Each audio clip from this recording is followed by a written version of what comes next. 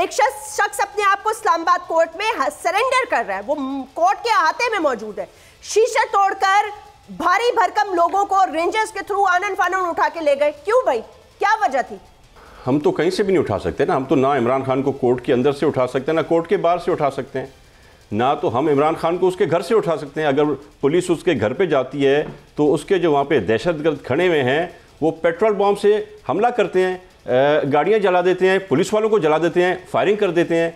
तो आपने बिल्कुल सही कहा, इमरान खान की तो बात छोड़ दें। इमरान खान जो है आज का नया सुपरमैन है, सुप्रीम कोर्ट ने उसको सुपरमैन डिक्लेयर कर दिया है।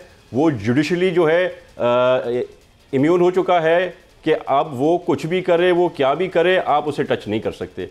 और यस, हम सख्त नाराज़ हैं, सारी पार्टीज़, एक इमरान नियाज़ी को छोड़ के पूरा पाकिस्तान नाराज़ है कि एक शख्स के लिए एक कानून और पूरे बाकी पाकिस्तान के लिए दूसरा कानून, ये बहुत ही बड़ी ज़्यादती है।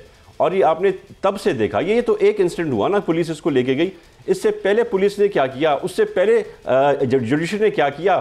खान साहब अपनी मर्जी से आए कोर्ट, ना आए, एक दिन आए तो नहीं कोई मसला नहीं, दूसरा दिन आ जाएगा, दूसरे दिन आए, तीसरा दिन आ जाएगा, सुबह को नहीं तो रात को आ जाएंगे, पर खान साहब अपनी हाजिर लगा दें।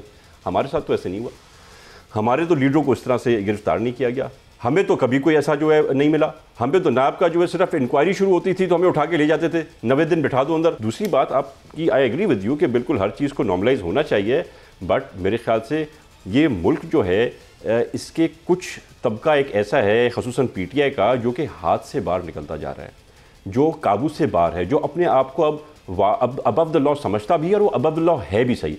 मैं समझता हूँ कि जिन जिन लोगों ने ये जलाओ गिराव किया, चाहे वो लीडर हो, चाहे वो वर्कर हो, चाहे वो कारकुन हो, चाहे वो गैर सियासी आदमी हो, वो कोई भी हो, उन सबको कैफ़िल किरदार तक पहुँचाना पड़ेगा।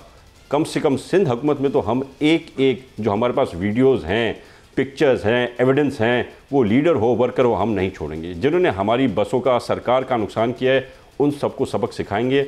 और मैं दुआगू हूँ कि पूरे पाकिस्तान में ऐसा किया जाए।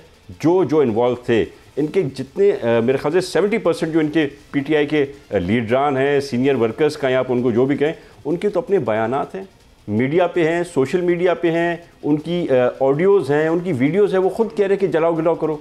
तो ये इन सबको सबक सिखाना पड़ेगा। इस मुल्क को अगर हमें वापस लाना है तो we'll have to teach them a lesson so that something like this never happens again.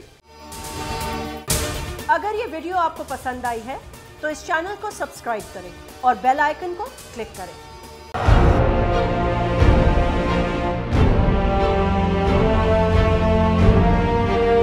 अदालती अहकामात के बावजूद कराची में शुएब शेख के घर को गैर कानूनी तौर पर मिस्मार कर दिया गया है। बोल के खिलाफ इंतकामी कार्रवाइयों में तेजी, कराची में को चेयरमैन शुएब शेख का घर गिरा दिया गया।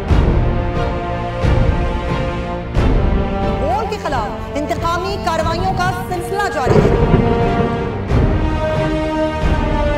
सिंध हुकूमत की अदालती अहकामात की खिलाफ वर्जी, सिंध हाई कोर्ट का स्टे ऑर्डर नजरअंदाज। सेक्रेटरी बल्दियात Najam Shah, director land Sawal Islam, director anti encroachment Imran Ahmed को नोटिस जारी। Administrator KMC director Saifur Rehman, DIG south Irfan Baloch, SSP Keamari Fida Hussain को भी फरीक बनाया गया। इससे पहले जो जुल्म के पहाड़ तोड़े गए, शुएब अहमद शेख की जबानी सुनी। 60 दिन का वक्त होता है, 102 दिन के बाद मैं जीत गया, केस भरी हो गया, 102 दिन के बाद अपील फाइल की, एक्सेप्ट कर ली। नहीं करते ना एक्सेप्ट, खत्म हो जाता ना जुल्म यार। भरी अदालत में मुझे बरी कर दिया, फिर पता नहीं क्या हुआ, 2.5 घंटे बाद का नोट बिफोर, मैं नहीं सुनता ये केस, खड़े रहते अपने फैसले पे, मिट जाता जुल्म। अल्लाह ताला ने बिठाया इस इन कुर्सियों पे इनको यार, ये अल्लाह ताला की तरफ से फैसले करने हैं। तो या तो ये फैसले आएंगे, जुल्म मिट जाएगा, या कौम खड़ी हो जाएगी जुल्म के खिलाफ। हर मुश्किल के बावजूद बोल हकीकी सहाफत करता रहेगा।